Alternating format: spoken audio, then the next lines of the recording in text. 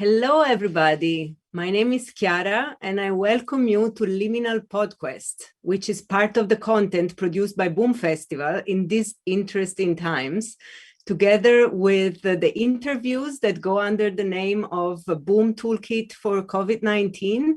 We invite you to check them out. And I also take this opportunity to thank our friends at Unite for streaming our content on their platforms. So, the feminist writer Audre Lorde wrote, "It is not our differences that divide us. It is our inability to recognize, accept, and celebrate those differences."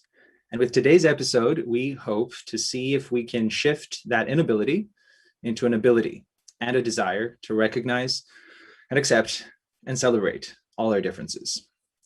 Black people, people of color, indigenous people, ethnic minorities have been dehumanized for centuries.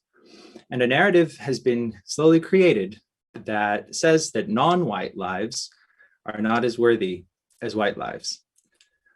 All lives matter. Yes, I agree with those three words, but this phrase has been used to dismiss, ignore, and deny that Black lives, which have been targeted, stigmatized, and marginalized, do indeed matter. So our wider systems and institutions are still very discriminatory against different racial minorities. We see this in predominantly white juries in courthouses. We see it in non-diverse boardrooms in companies, as well as nonprofits.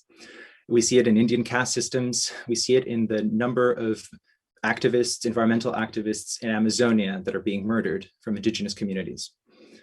Lists are limiting, we know, and there are many who fall between these cracks.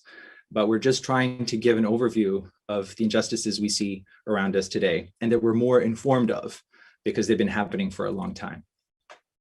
So what happened last year was a sort of climax of the Black Lives Matter movement, which was a global call for recognition and protection. And this often starts with an open and vulnerable conversation with a political flavor. And what this all means is that we sometimes need to pause and check our privilege, listen more than we speak. And that's why we're stepping back as hosts today and passing the baton to somebody more capable of holding this conversation. And we're here to listen. She's a journalist, translator, and cultural producer, working for more than 10 years with Black communities in Portugal and in Germany. She's also working as a curator, researcher, and consultant for several initiatives in the academic and social movement spheres. In 2015, she founded Afrolish, a cultural association that promotes and spreads the life stories and work of people of African descent. Carla Fernandez. Hi, Carla. And over to you. Hello, Yvonne. Thank you so much for the presentation. I'm very happy to be here with you all. So we are living in a delicate moment in history, not only because of the COVID-19 pandemic, but also because of a rise in awareness around social and racial inequalities. Together with the continuation of systemic racism, there seems to be a new determination around the world that things can no longer remain the same. In different parts of the globe, there is a call for collective action, like the Black Lives Matter movement, which has made people realize the impact of continuous global actions. Today, we're going to talk about these issues and more with our special guests, Emilia Roig and Camille Barton. Both have work based on an intersectional approach to social justice, and they will give us their take on what the path to collective liberation could look like. Emilia Roig is a political scientist with degrees from German and French universities. Some of her work includes the analysis of processes of intersectional discrimination in French and German labor markets for care and household services. She founded the Center for Intersectional Justice and also worked with migrant women. In academia, Emilia taught intersectionality theory, post-colonial studies, and critical race theory at the Humboldt University and the Free University of Berlin, and international and European law at the Jean Moulin University in Lyon. She also worked on human rights issues in different organizations in countries like Germany, Tanzania, Uganda, and Cambodia. In February she published her book, Why We Matter, Das Ende der Unterdrückung, The End of Oppression. Camille Burton is an interdisciplinary artist, educator, and embodiment researcher who uses Afrofuturism to imagine creative interventions towards systems change. They are invested in breaking down the mind-body separation that is dominant in Western paradigms in order to create more space for flexible thinking, holistic healing, and bridging across differences. For 5 years, Camille ran the Collective Liberation Project and developed a trauma-informed approach to diversity and decolonization work that centers the body and lived experience.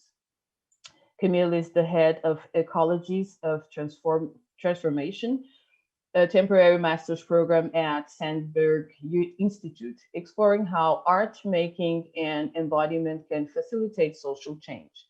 They are currently researching grief on behalf of the Global Environments Network, creating a toolkit of embodiment grief practices to support efforts for intersectional ecological justice. Camille also works as an advisor for MAPS, ensuring that psychedelic assisted therapies will be accessible to global majority communities most harmed by the war on drugs. So welcome, Emilia and Camille, to this Liminal podcast. Thank you so much for being here to share your experiences with us. So the first question, which is a very pleasant question always, is how are you doing? It is really intended that you answer this question. How are you doing? Shall I start, or do you want to start, Camille? No, go for it, Emilia. Okay. So first of all, I'm very happy to be here. Yeah, I'm really looking forward to the next hour speaking with the two of you. It's just really an amazing space that we have, so I want to make the most of it. And to your question about how I'm doing, I had a beautiful birthday weekend. I spent time in nature. I spent time with friends, things that I hadn't done in a long time in this setting. And and so it was very beautiful. I also felt a very strong new moon in Aries energies, which were definitely quite intense. And at the same time, I'm very exhausted. Oh, yeah. Thank you, sweet. Thank you. Yeah, I'm doing, I think, as well as can be in this moment. It feels like there are so many waves of different things happening, and it's quite overwhelming at times. But I feel grateful to be in a moment where I'm taking some rest and trying to integrate some experiences from this year, from the last 2 years, really. Actually. So yeah, I'm doing okay. Very glad to be here with you both and have this conversation. Thank you so much for sharing. So this conversation will mostly focus on racial justice. So I would like you to give us a small idea of what you think that might be racial justice. We can start with you, Emilia. So racial justice as a term is a very important term. It means that we need to employ it more often. Instead of speaking against, we can speak about anti-racism, definitely, but using the term racial justice is in and of itself transformative. And I would say, especially in the European context, where there is an aversion towards race and a very deep discomfort towards race. And so asserting racial justice and speaking about racial justice really brings the reality of racialized people in the forefront. And I would say, that racial justice is really about dismantling white supremacy as a system. It's about dismantling the white superior norm and understanding that this is the norm and the line that has structured our human interactions. And there's not only this line, because when we speak about racial justice, we need to also have an intersectional lens to it and know that We cannot reach racial justice if we're not fighting patriarchy, if we're not fighting ableism, if we're not fighting capitalism in the meantime. And so that's why racial justice is a frame that can help us envision a future in which all human beings will see their bodies and their worth not being defined according to the racial hierarchy that places white people on top and people of color, Black people, Indigenous people below with different scales.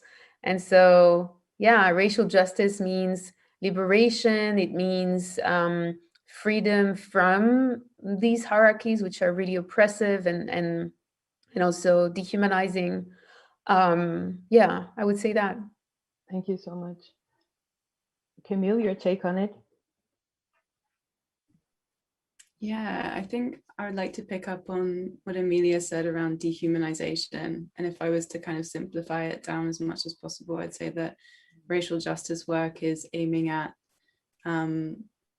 moving away from dehumanization, actually accounting for the centuries of dehumanization that have existed institutionally, interpersonally, in many of our systems and societies, definitely in the Western world and in many different cultural contexts globally as well, and actively taking steps to repattern those harms, to firstly acknowledge that they're there, and take active steps to address and rebalance those harms so that all beings and all lives can really be valued and honored fully.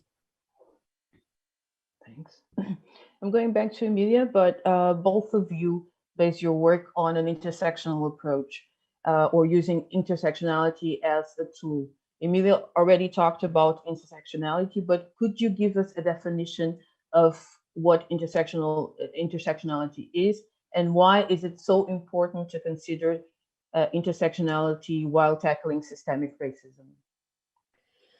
Intersectionality is it's not just a theory, it's really a political project. It's a political project that helps us understand oppression as a phenomenon that has, it's like a monster with 3 heads, and you never kill the monster if you only kill one head. You have to look at it in its entirety to really understand how it works, because patriarchy feeds capitalism, which feeds racism, and vice versa. It means that if you have a system that relies on the strength of the other systems, and those 3 main systems are really capitalism, racism, and patriarchy, and then with, of course, their byproducts and their subsystems, such as classism, such as ableism, such as fat phobia, such as,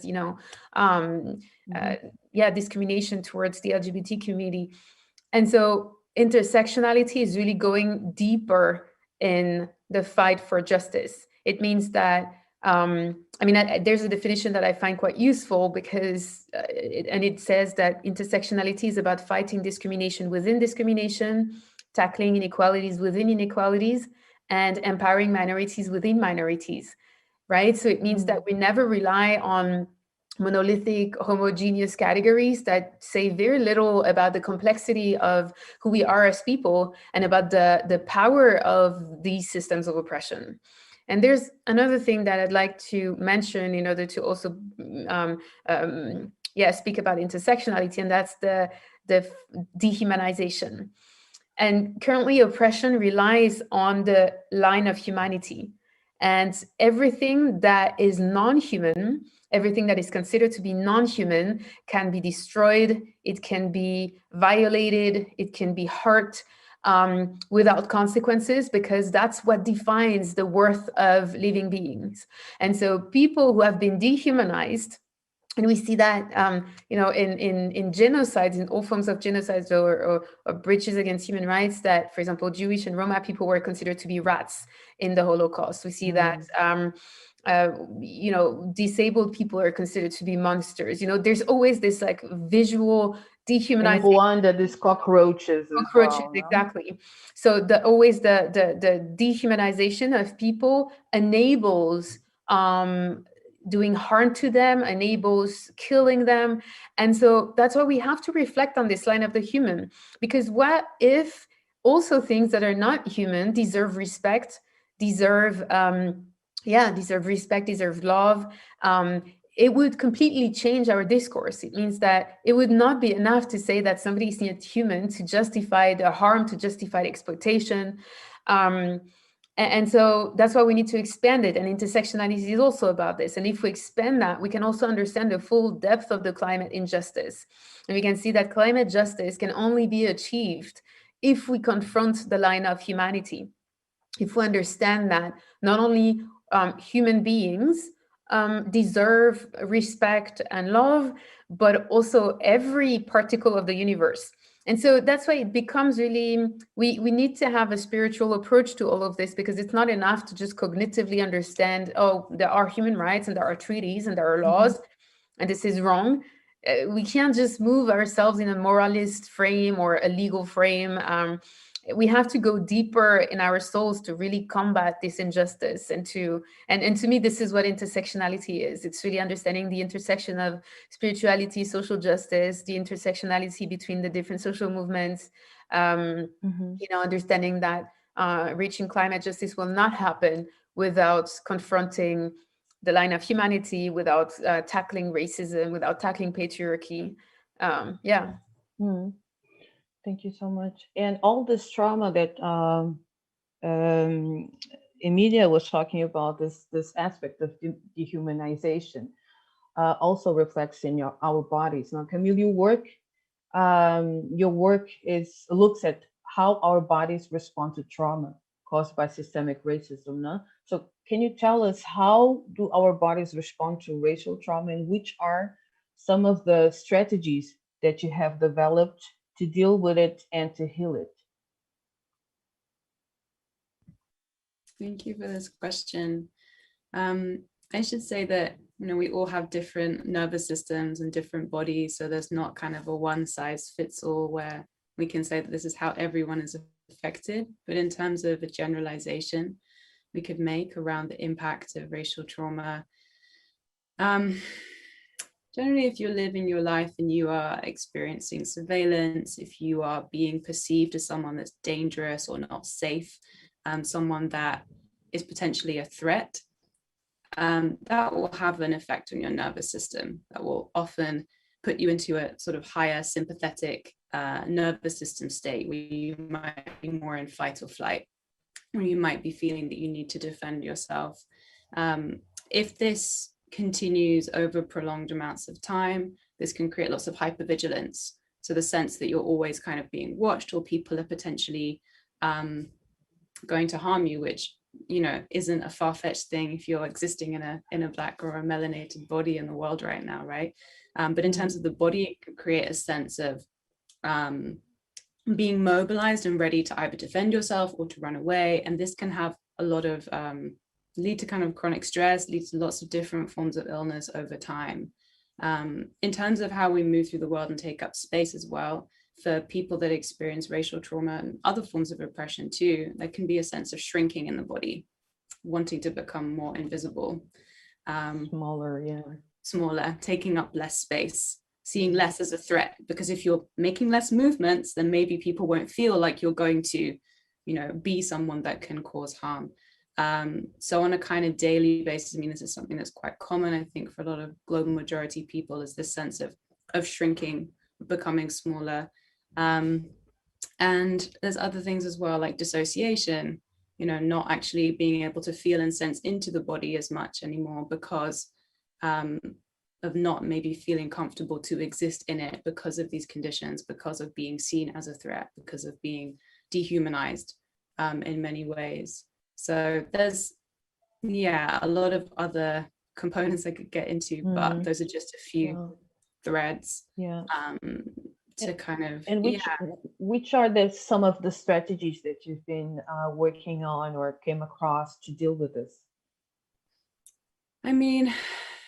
I think the idea of dealing with it is a really subjective thing, right? Because I don't think that even if we can come back into our bodies and learn to take up more space and learn to regulate our nervous systems, that's not going to stop the ongoing systems that create that response in our bodies. I think what we can do, though, to use embodiment tools in such a way where we can start to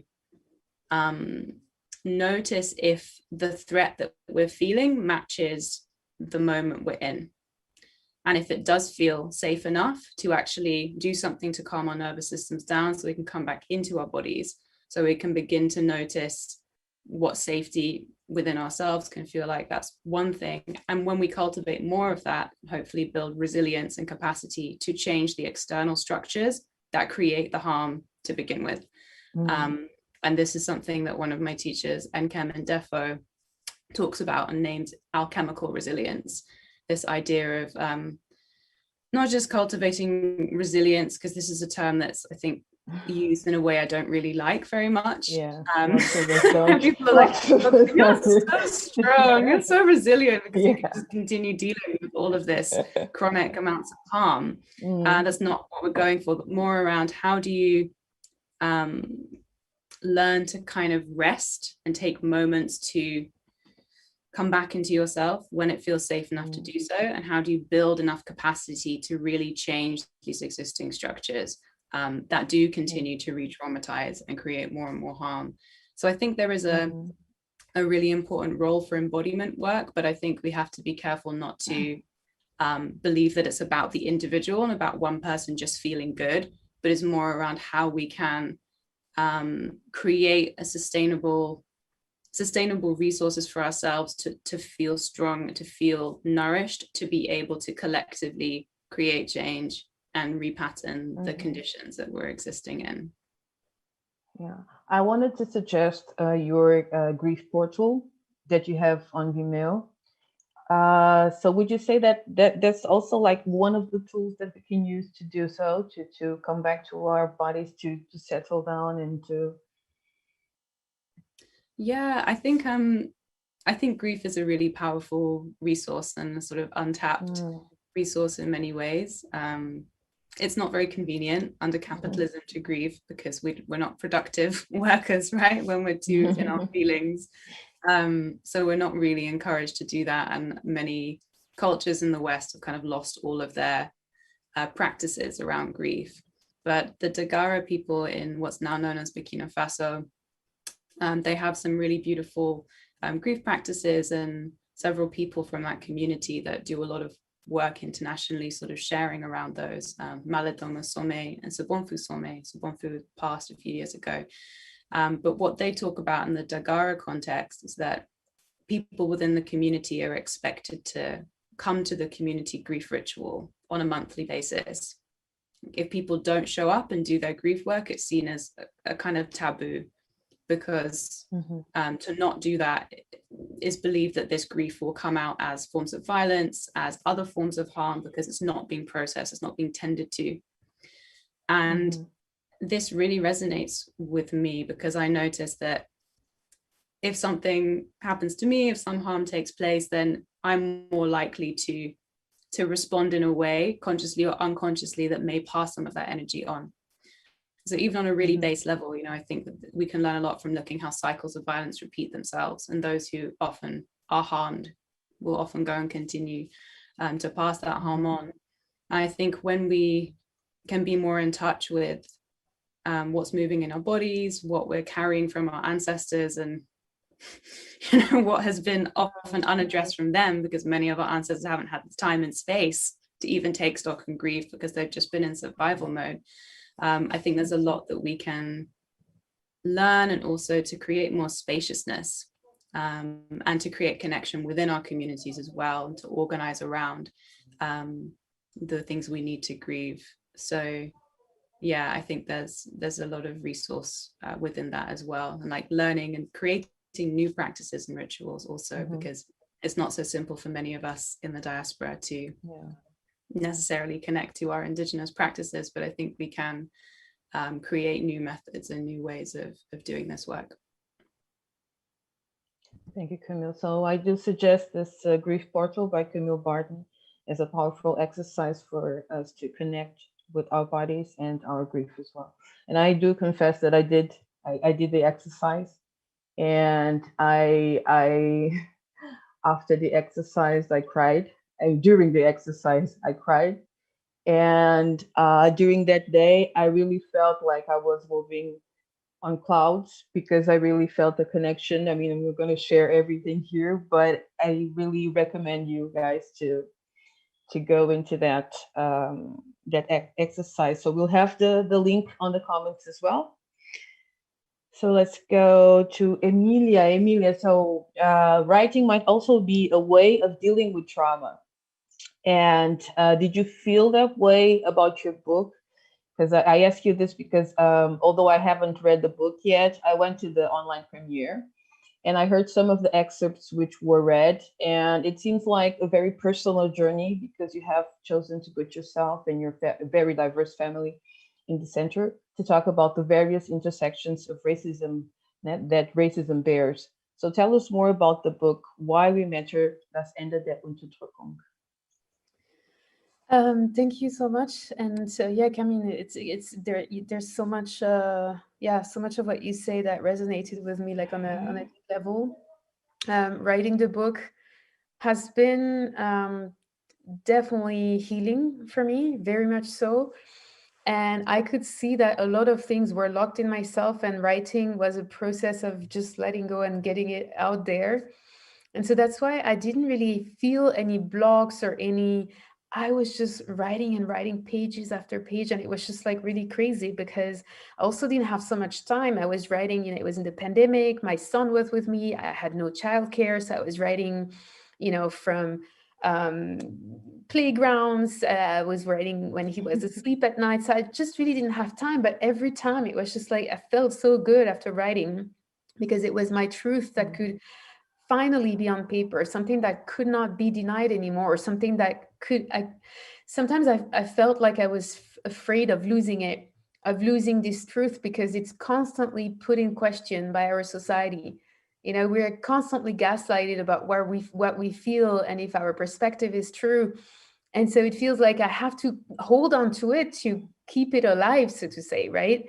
And so writing was this process of putting it on paper and knowing, oh, okay, it's there. So I felt really relieved, and it was healing because I felt that I was doing it for the past generations too. I was writing this book for my mother, for my sisters, for, you know, the generations before me, for my grandmother, etc. And this transgenerational trauma was very much present. I dedicated this book to my aunt, my great aunt.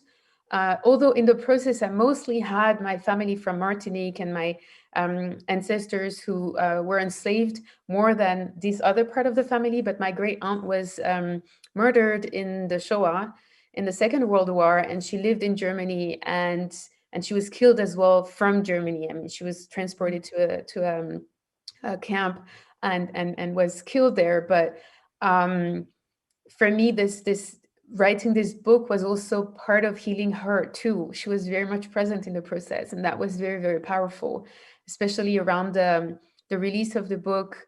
So I am really looking forward to doing your grief meditations or grief exercises.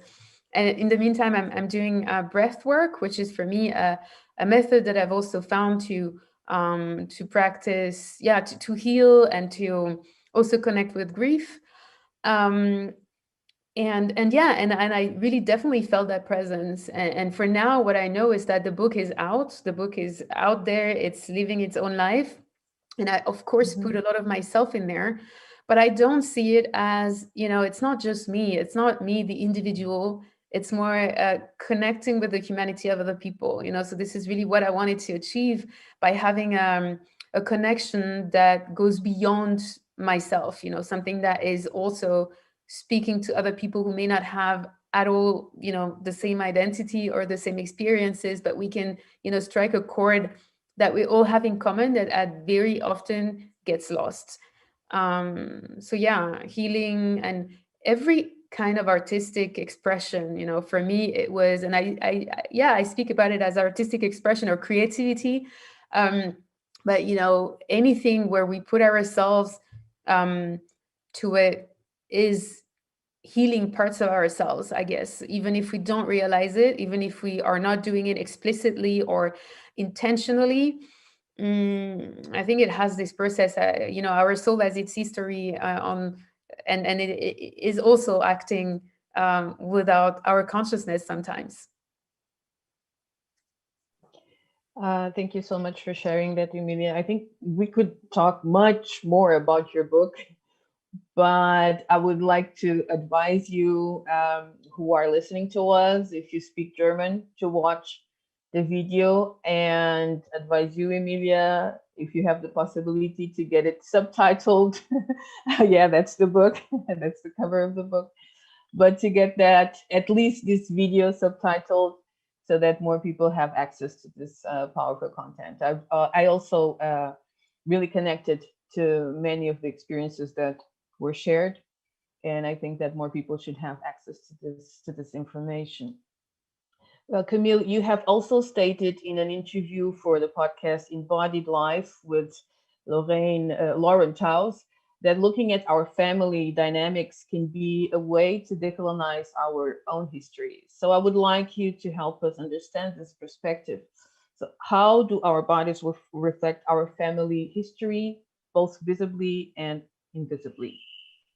Thank you for the question. Before I answer it, I just want to also give some celebration to you, Emilia, with this book. And I'm so, grateful that you're spreading this work also in the German context, because there's such a dominance of these conversations in English, and then it becomes harder to really do this work in the German context, or in the in the context of Portugal, for example. So I'm really, really excited when I see people doing this in different languages too. So thank you.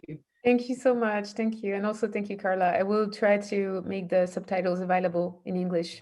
Thank you for the suggestion. Please. I will. So that I can also talk to other people about it. Thank you. Yes. But with family contexts, I personally think that ancestors are such an important space to kind of do our own healing work, whether that's understanding maybe where some of our wisdom comes from, and also maybe where some of the pains and the kind of intergenerational harms that keep on popping up, where they kind of come from as well. And maybe similar to Emilia, I also come from a pretty mixed background. I have Nigerian ancestry, also Guyanese ancestry, and then Celtic English ancestry on my dad's side. So a lot of different dynamics and peoples and stories and power relations on either side. And I think that intergenerationally, there's a lot of trauma that we kind of can get passed down. And for those who have a more scientific approach or like to think of it from that way, there's the study of epigenetics, which is really taking off more and more, looking at how certain genes get switched on or off depending on the experiences that our ancestors had. And so based on the current research, we can see that this kind of has an impact up to 3 kind of generations back at least, not to mention then what that means for your grandmother, who would have been impacted 3 generations back from her people. And this really kind of creating a lot of impact on our behaviors, as well as certain things within our bodies. So for example, a lot of Black women, we have fibroids, right? We have a physical manifestation of womb trauma from generations and generations of sexual violence through the transatlantic slave trade and also through colonization. So I think, I'm just rereading the question, decolonize our own history. I think I want to also reframe the term decolonize. I know it's very popular. I know people use it a lot. A friend of mine called Nima Getere, who's an indigenous Kenyan person and theorist, was really kind of encouraging me to start using the term re-indigenize, which may feel a bit prickly for people, but I'm more and more moving towards wanting to kind of advocate for things rather than move against, similar to what you said earlier, Emilia, was saying racial justice as opposed to anti-racism. And in thinking about re-indigenizing, I think we're confronted with thinking about where that severing took place for those of us that are from global majority backgrounds, right? Thinking about where was the severing from our kind of indigenous way of being, and what were those stories? And how do we kind of come to terms with the the harm and the discomfort that might be there in that process. I know for me, with some of my Nigerian ancestors, my great-great-great-grandfather was taken into enslavement for a time, but then he was dropped back in Sierra Leone with many people who became what's known as the Saro people, because when slavery was ended by the British, you had lots of missionaries that set up shop in parts of the continent, namely in Sierra Leone, where they kind of met the newly freed people that were enslaved and kind of indoctrinated them into Christianity, educated them in the kind of ways of the West, and sent them back to the communities they had come from to basically perpetuate colonization, to perpetuate Western dominance and these new ideas spreading throughout the continent. And this is what happened to one of my ancestors. And so his two kids went on to become the first lawyer and the 8th doctor in Nigeria. And in their own ways, they subverted their power, one of them more than the other. They subverted their power to do certain things, like my great-great-grandfather Oguntola Shapara was able to reintroduce plant medicine into Nigeria because it had been banned by the colonial government.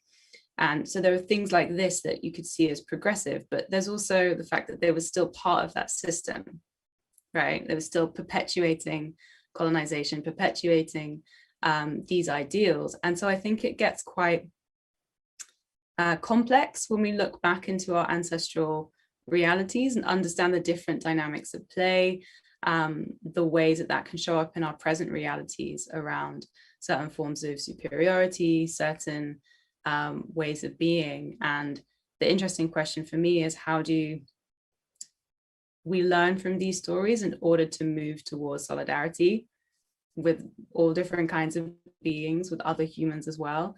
And how do we understand what these legacies mean in our bodies and how they show up in our families currently, and what work we can do within our own family ecosystems to really repattern these traumas so that we can move closer towards collective liberation and I guess analyze our own complicity in a way, because I think that in this moment there can be quite a lot of binary thinking around victim and oppressor roles, that we could only exist in one, when actually I think we can be wearing multiple hats in different moments.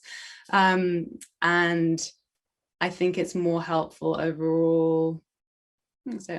For me, it's been helpful to try and break down this binary and trying to understand that, yes, in many positions I can be victimized by certain things, and also I need to be mindful that I can still reproduce harm. And so how do we create accountability structures that can be cognizant of all of that and allow us to take stock of what power we have and how we can really use that in service of collective liberation and of more kind of intersectionality. That's it. This intersectional approach. Mm-hmm. Yes. Yeah. Thank you so much. Emilia, the Black Body is not always read in the same way, and it does tell different stories of colonial contact. A bit of that was also said by Camille.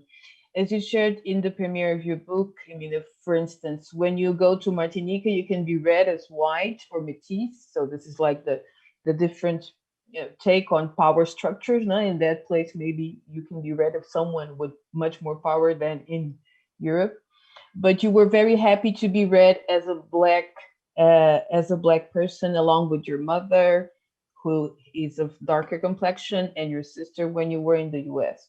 So being in certain places as a Black person might also be read as a dispute of territory. Would you agree with that? Belonging to a community or not belonging to a certain community? Mm-hmm. So yeah, thank you for speaking about that, because the core of it is really the, how white supremacy permeates the entire globe, even if there's no large-scale white majority anywhere. In the context, if we look at India, if we look at the Caribbean, and if you look at Asia, for example, I'm never seen as white in Martinique. I was mentioning Senegal, which is a place that I went when I was 20 years old, so a very long time ago. And I remember a situation where at some point, a cousin of my very good friend, I was visiting there, asked her, but Emilia, is she really white? And then my friend said, oh no, she's not white. She's like half black, actually, you know? And there I realized, yeah, I mean, yeah, I can be read as black. I can be read as white in many countries of the African continent. In Martinique, it's not the case because clearly, you know, like there are white people, and the Caribbean is really, you know, the mix of well, skin complexion and yeah, and different types of blackness is really present. And what I think what has been quite uncomfortable for me was to realize, you know, understanding as well the exclusion, some of the exclusions that I felt maybe in Martinique and in other contexts, like in France, where I know that was not only my skin complexion, but also my hair texture, and also my traits that, you know, I evoke less blackness than, say, my sister, for example, who has Afro-textured hair, kinky hair, I don't know how to use, nappy hair. She has, you know, much more African features, but she has a lighter skin than me. And she is, you know, I would say that as the very primal racist, racist hostility that she will experience it more than I do. But then it's also more than that, because, you know, like, we have to look at our lifestyles, we have to look at where we are located, we have to look at our family constellations. You know, the fact that she's married to a white man, well, automatically his white privilege will spill on her a little bit. Of course, it will never make her white, for, you know, of course not, but she will definitely benefit a little bit from that whiteness and from, you know, his maleness. And I, as a queer person who's also a single mother, you know, that's why it's all eminently complex. And as you said, Camille, we are never only oppressed. Some people can be only oppressors, you know, like a lot of people only have axis of oppression and only axis of privilege in their identities. But I don't think any single, I mean, yes, there are people who really accumulate all axes of oppression, but all of us on one or more axes do benefit from a system. You know, if I look at myself, there are a lot of axes, and it's easier to ignore them because it's not comfortable. And so I see a lot of people who will entirely focus on, you know, for example, their blackness, but ignore that they benefit from patriarchy. They will emphasize on, you know, their disability, but also not recognize that they benefit from whiteness or from class privilege. So that's why it's so important to do so, because we cultivate our empathy, we cultivate our ability to divest from systems of oppression when we are on the side of the oppressor, because this is what is most difficult to do from an ego standpoint, you know. And I think that a lot of people who are on the side who embody oppression also need healing, right? There's a lot of healing that needs to take place for people who have oppressed and also past generations. If we look at Germany as a country, there's so much healing that needs to take place and that isn't taking place. And that is really making the country such a difficult place to live in, because all of these trauma are not tackled and are not, you know, that there's no recognition, and it's just replaced by guilt or by denial or by blame. And these are not, feelings or emotions that can be constructive, right? Because you can recognize that you have responsibility, and responsibility doesn't have to be attached to guilt, doesn't have to be attached to blame. And that's a very different thing, because if you endorse your responsibility, then you can engage on a healing journey. You can also recognize that these systems are harming the oppressors.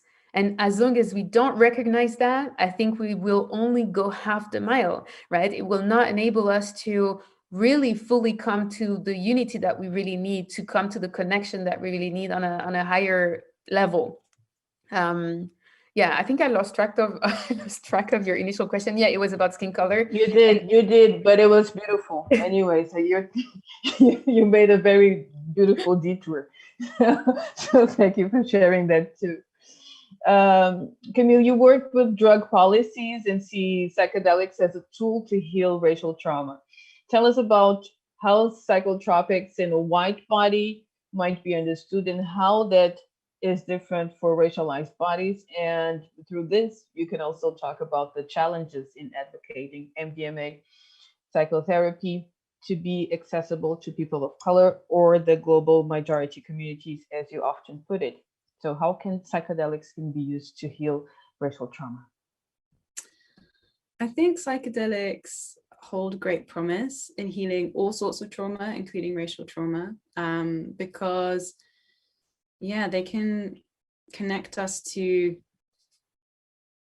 I don't want to say spirit necessarily, if that's not what moves for everyone, but to something greater than this material existence, and to a sense of ourselves as really being interconnected with all forms of life and really being worthy and part of being here, you know, very much belonging to this place, to this life, and entitled to live it.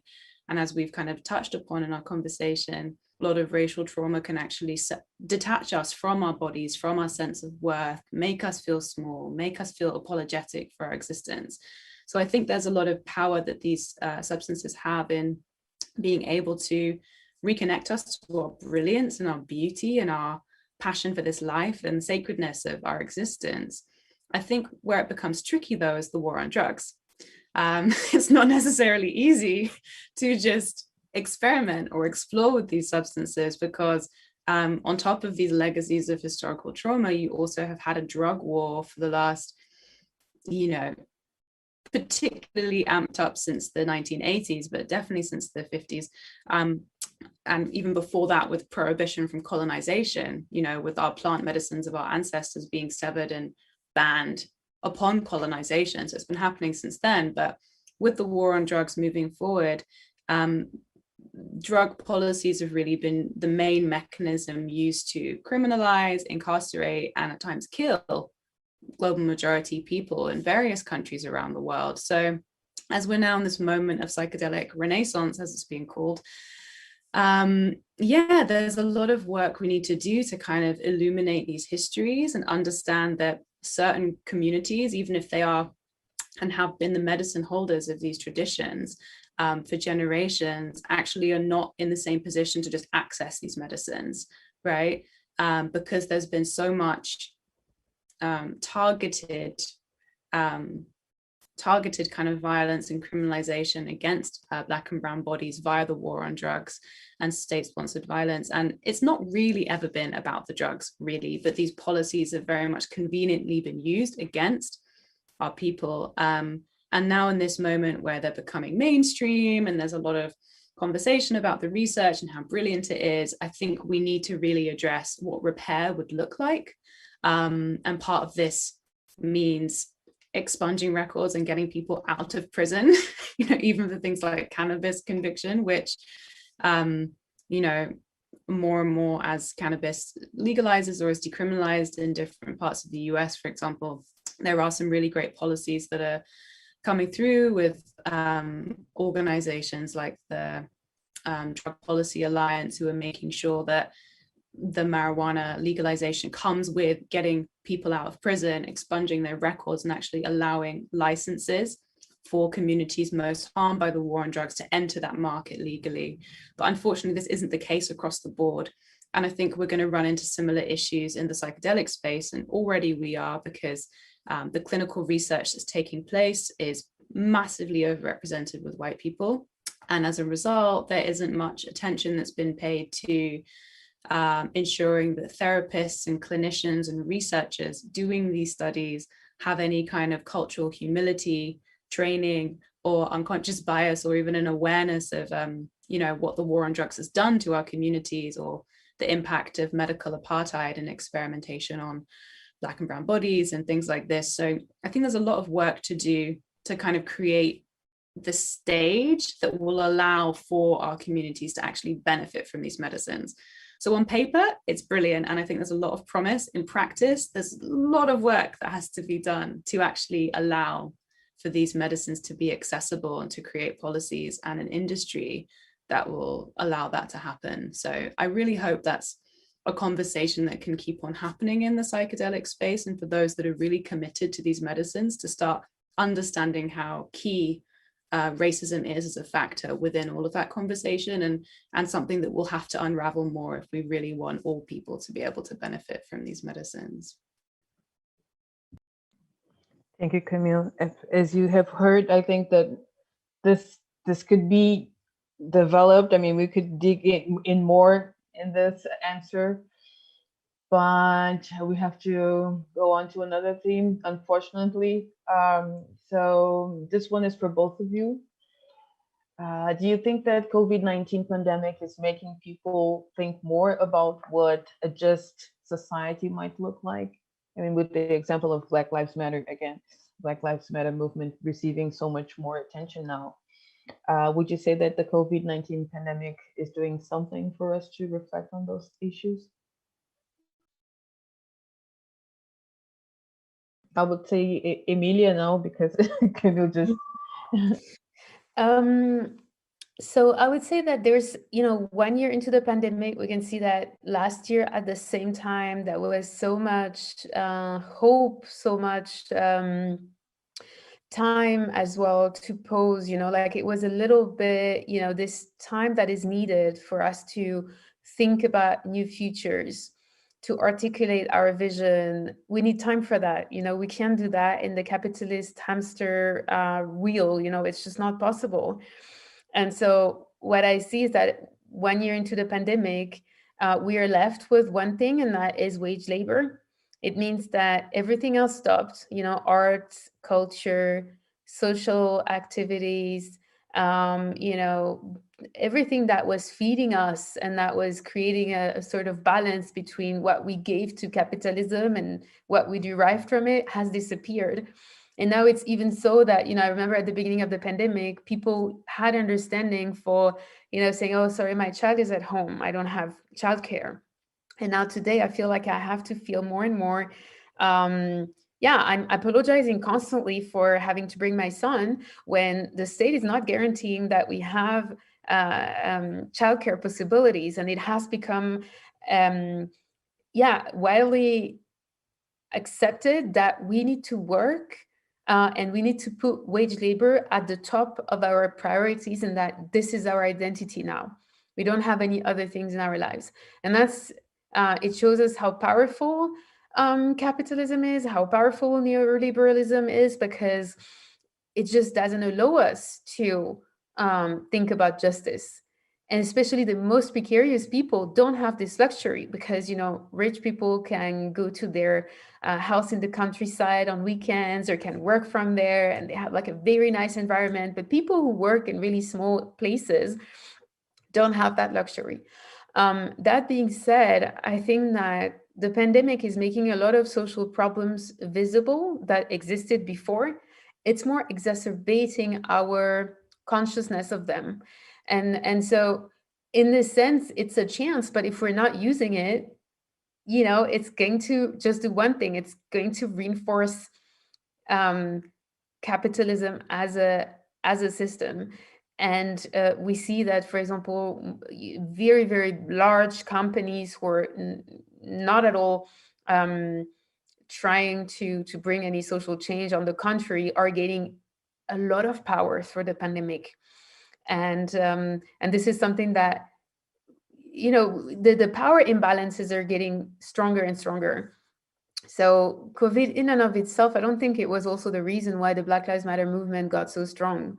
I think we have gone through a leap of collective consciousness last year and in the years before, like something around there that was energetically, that just created a readiness for humanity to see things that we were not ready to see. We're not ready to fully acknowledge. And I think, of course, everything is linked. So maybe it was also contingent with the pandemic, but the fact that the Black Lives Matter movement was so strong and so wide last year, and hopefully will continue to be. I mean, of course, there has been also a slowdown with this, has to do with the fact that we're in a transformation phase. It is happening. Transformation is taking place, and it is also bigger than us. So that's why I think we need to bring humility to the process and know that what we can do is really continue our collective and individual healing. It's like surrendering to the process and also trusting that change is happening. It's not if we change one or two policies that it's going to happen. And sometimes that's also what I'm trying to convey in social justice movements, trying to say we need to bring patience, humility, and trust and faith. And these are three things that are not currently taking place because we take ourselves way too seriously as people, imagining that our very actions, which leads as well to burnout, because we think we need to do this and that and this, and then we are completely forgetting that we have limits, and then burn out like every 6 months or every year. And so COVID is part of this transformation, part of this change.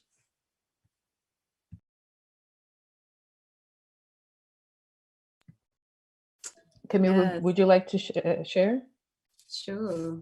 Yeah, I resonate with a lot of what you said, Emilia. I think there is a lot of transformation. I was really struck last year by thinking that a lot of the distractions were gone, right? Well, when I say distractions, I mean also the things that you were saying, give us life, allow us to have balance. But I think before, a lot of people were kind of in a rhythm of 9 to 5, take substances on the weekend, legal or illegal, and like let loose and then go back into that cycle. And so they're not really paying attention to much beyond their sphere of existence. And then suddenly, having to be forced inside the house, really forced to confront our bodies and what they need and touch or care or whatever these things are. I think that, there's a reason why suddenly embodiment is trending, and often in a way I don't feel comfortable with, but suddenly people are like, oh, I have a body and I have to do something with it, and it has all these needs and it's uncomfortable. Whereas before we could externalize a lot more and kind of bypass many things. And I think in the context of George Floyd's murder, and I think equally the distractions that people had that allowed them to be like, oh, I'm not really into politics, or I'm not really going to spend time on that. I couldn't really look away from it. It was just there and you had to engage with it. And I do think that it's a factor of like lots of work being done over many, many, many generations to get us to that point, kind of meeting COVID in this sense of people being collectively sort of physically trapped and focused in a way that they wouldn't necessarily have been before. And so I kind of agree with what Emilia was saying as well around people being more aware of the different kind of inequalities that were going on before, but again, are just heightened through this time. And I'm hopeful that a lot of people who maybe were a bit more apathetic or a bit more, liberal, are being kind of radicalized to see the brutality of capitalism and wage labor, and the brutality of how that operates within patriarchy, and the huge disproportionate impacts that this pandemic is having on female socialized people, right, on women's bodies, and the labor that we're just expected to do just to keep everything going without really any pay and any acknowledgement. So my hope is that, even though it feels like there's a lot that's kind of static and we're still waiting and we have to be in this rest space, I'm kind of trusting that there will be a lot that moves when we can move again, because there's a lot that has become very clear, and I feel like the veil has really been pulled back, and there's a lot that isn't new. It's not like these things are new, but it's just that they're super visible, they're super present and loud. And I hope that we'll be able to really transform and use this as an opportunity to regenerate in ways that will sustain more life. So as a closing note, I would like to ask each one of you to give your personal take on what collective liberation means and what the path towards it could look like.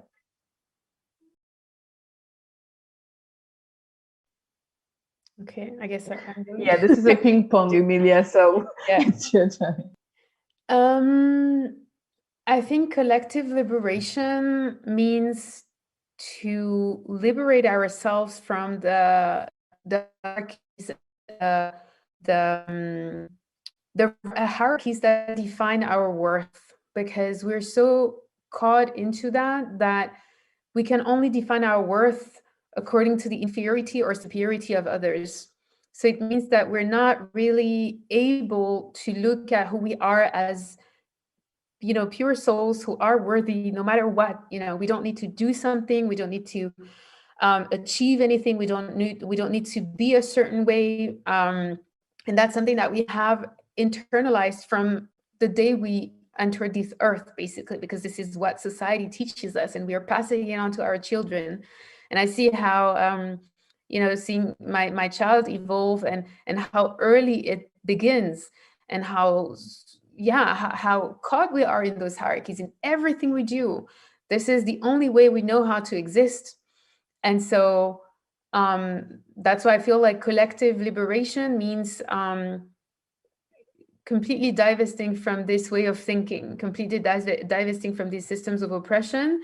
And in order to do that, the only thing we can do is inner work. I mean, and that's why more and more I'm moving away from, you know, what we initially were doing at CIJ, doing advocacy in the classical way, or working with these frameworks and structures. And I find them so toxic today. When I look at them, I'm like, no, this is not the type of energy I want to work with. I don't think it's really even effective. It's like, this is part of the matrix that we need to escape. And so, yeah, liberating ourselves from this matrix and really understanding that this is about our beliefs, our consciousness, and we can change the way we have seen each other, the way we see ourselves, and the way we see the planet, our environment, the way we see life more generally.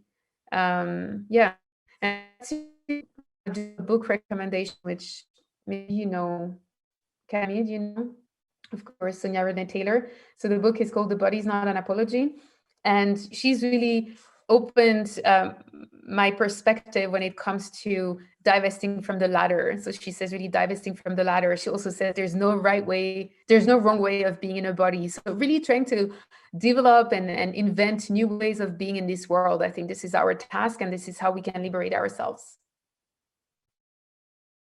Thank you. Yes, I love that book so much. Yeah, for me, I think, just building on what Amelia said, I think collective liberation is really moving from a space. It's not around like one single issue. I think that sometimes people can get confused with the Black Lives Matter movement, for example, and think like, oh, it's just like Black people wanting to have supremacy. And it's like, that's really not what it is.